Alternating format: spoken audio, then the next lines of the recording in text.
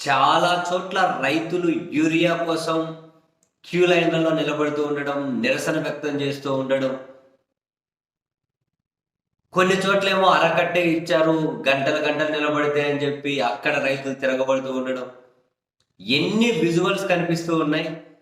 క్షేత్రస్థాయిలో నిజమా కాదా అని చెప్పి ఎవరినైనా తెలిసిన వాళ్ళను అడిగినా అవును యూరియా కోసం కష్టాలు ఉన్నాయని చెప్పి చెబుతూనే ఉన్నారు. ఈరోజు ప్రధాన పత్రికలు కూడా బ్యానర్ కథనాలు రాసుకుంటూ వచ్చాయి.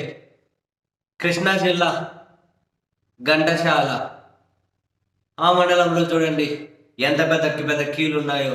అంతెందుకు అదే కృష్ణా జిల్లా చినముత్తేవి అనే గ్రామ రైతులైతే వాళ్ళే విజిలెన్స్ అధికారులుగా మారి యూరియా లారీని అడ్డుకున్నారు. మాకు పంచాలి అని చెప్పి ఆందోళన చేశారు. చివరికి ఆ లారీ డ్రైవర్ దగ్గర సరైన పత్రాలు లేకపోతే తిరగబడే తీసుకుపోయే ప్రయత్నాలు చేశారు. పోలీసులు వచ్చారు, లారీని పోలీస్ స్టేషన్కి తీసుకెళ్లారు. ఇటువంటివి గుడివాడలో కూడా రిపీట్ అయ్యి చాలా చోట్ల కనిపిస్తూ ఉన్నదే కదా. సో యూరియా కష్టాలు ఈ విధంగా ఉంటే నిన్న ముఖ్యమంత్రి గారు అంటూ ఉన్నారు, చంద్రబాబు నాయుడు గారు ఒక పవర్ పాయింట్ ప్రజెంటేషన్ లాగా డీటెయిల్స్ డిస్ప్లే చేసుకుంటూ యూరియా ఎంత వచ్చిందో చూడండి, ఇక్కడ ఎంత ఉందో చూడండి, ఎంత లభ్యత ఉందో చూడండి, ఎంత ఉంది అంత ఉంది అని ఎక్స్ప్లెనేషన్ ఇస్తుంది.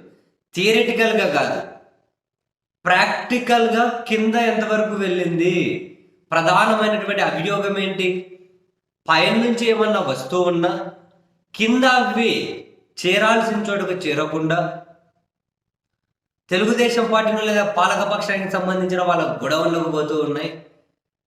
వాళ్ళు బ్లాక్ చేసి పెడుతూ ఉన్నారు, మార్కెట్లో ఎక్కువ రేట్కి అమ్ముకుంటూ ఉన్నారు. ఒక బస్తా మీద 200 నుంచి 300 ఎక్స్ట్రా రేట్కి అమ్ముకుంటున్నారు బ్లాక్లో. అందుకే రైతులు ఇక్కట్లు పడుతున్నారు అన్నది ప్రధాన అభియోగం. అయితే ఈ అభియోగం మీద దృష్టి పెట్టాల్సినటువంటి ప్రభుత్వం, ఈ కష్టాల మీద దృష్టి పెట్టాల్సినటువంటి గౌరవ ముఖ్యమంత్రి గారు ఏమంటున్నారు, యూరియా కష్టాలు ఉన్నాయి అని చెప్పి ఫేక్ మాటలు మాట్లాడితే, ఫేక్ రాజకీయం చేస్తే, సోషల్ మీడియా ఉంది కదా అని చెప్పి ఇష్టం వచ్చినట్టు వాగితే మీ నోరు మూతపడే పరిస్థితి తీసుకొని వస్తా అంటున్నారు. 16వ సంవత్సరం ప్రజాస్వామ్య రాష్ట్రంలో, ప్రజాస్వామ్య దేశంలో ముఖ్యమంత్రిగా ఉన్నటువంటి చంద్రబాబు నాయుడు గారు నోరు తెరిస్తే మీ నోరు మూపిస్తా, మిమ్మల్ని భూస్థాపితం చేస్తా. ఏంటి ఫ్రస్ట్రేషన్ అండి బాబు, ఇంత అభద్రతా భావంలో ఉన్నారేంటి ముఖ్యమంత్రి గారు? ప్రభుత్వం ఏం మాట్లాడితే అదే మాట్లాడాలా? ప్రభుత్వం ఏం చెబితే అదే నిజమని చెప్పి నమ్మాలా? వాళ్ళ పనికిమాలిన పత్రికలు, టీవీ ఛానళ్ళు పావల జ్ఞానం లేకుండా, రవ్వంత సెన్స్ లేకుండా ఏ వార్తలు రాస్తే, ఏ కూతలు కూస్తే అదే నిజమని చెప్పి ప్రజలు నమ్మాలా? దాన్ని నియంతృత్వం అంటారు. ఒక్కరికి అందకపోయినా కూడా వాళ్ళు నిరసన వ్యక్తం చేస్తారు. దట్ ఈస్ కాల్డ్ డెమోక్రసీ అండి. నోర్లు మూయిపిచ్చేస్తా. మరి విజువల్స్ ఎందుకున్నాయి? క్షేత్రస్థాయిలో ప్రజలు ఎందుకు రోడ్లు ఎక్కుతున్నారు? యూరియా రావట్లేదని చెప్పి ఎందుకు అడ్డుకుంటున్నారు? లారీలోని విజిలెన్స్ అధికారుల మాదిరి వీళ్ళు ఎందుకు అడ్డుకుంటున్నారు? రోజులు ఎందుకు పడిగాపులు కాస్తూ ఉన్నారు? నోరు మూతపడేటట్లు చేస్తాను, బెదిరించడం ఏంటి? ఒక ముఖ్యమంత్రి నోటి నుంచి రావాల్సిన మాటలు ఏంటి? దీని మీద సమీక్ష చేశారా? సమీక్షల అధికారులు మీకు ఏం చెప్పారు? ఇది కదా మీరు మాట్లాడాలి.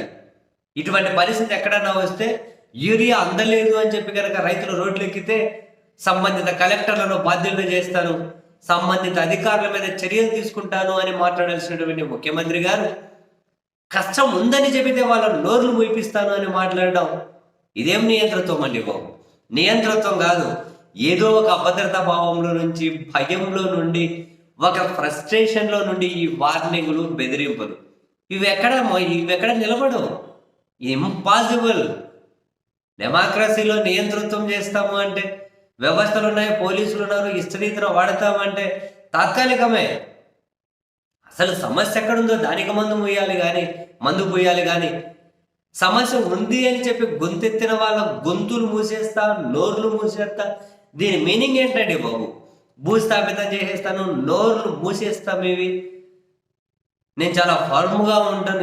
ఏంటి ఫర్మ్గా ఉంటే ఆ ఇష్యూస్ ఏదైతే ఉంటాయో ఇష్యూని సార్ట్అవుట్ చేయండి. సమస్య ఎక్కడ ఉందో సమస్య మీద దృష్టి పెట్టండి. ఏం జరుగుతుందో క్షేత్రస్థాయిలో తెలుసుకోండి. ఆ రైతులకు ఇబ్బందులు లేకుండా ఓవర్కమ్ చేయండి. మీరు ఇవన్నీ చేసి నిజంగానే ఇంకొక పార్టీ వాళ్ళు కనుక దుష్ప్రచారం చేస్తే రైతులే జనాన్ని చీచి వీళ్ళేంది ఇట్లా చేస్తున్నారు, మనకు మంచి యూరియా అందుబాటులో ఉంది, అంతా అందుబాటులో ఉంది, వీళ్ళే మరి దారుణంగా చేస్తూ ఉన్నారు అని చెప్పి వాళ్ళ మీద జనం చేదరించుకుంటారు. ఇవన్నీ ఇచ్చిపెట్టేసి అరే 95 నుంచి మనం ఏం చెబితే అదే నడుస్తుండే పత్రికల్లో, ఇప్పుడేమో సోషల్ మీడియా అనేది వచ్చేసి నిజాలను చాకిరీ కేసు బండకేసి ఉతికేస్తుంది అని చెప్పి ఫ్రస్ట్రేషన్ ఉంటే ఎట్లా కుదురుతుంది? అవన్నీ నడవు కదా. అంటే నోరు మూసేపిస్తా, మిమ్మల్ని భూస్థాపితం చేసేస్తా, ఏంటి ఇదంతా ఏంటండి బాబు? సీఎం గారు మాట్లాడాల్సిన మాటలు కాదంటున్నా. మీరు చూడాల్సింది బోర్డు మీద లెక్కలు కాదు, క్షేత్రస్థాయిలో ఏం జరుగుతుందో చూడాలి, ఇక్కడ ఎందుకు సమస్య ఉందో చూడాలి. ఇవన్నీ పెట్టేసి ఏంటండి బాబు?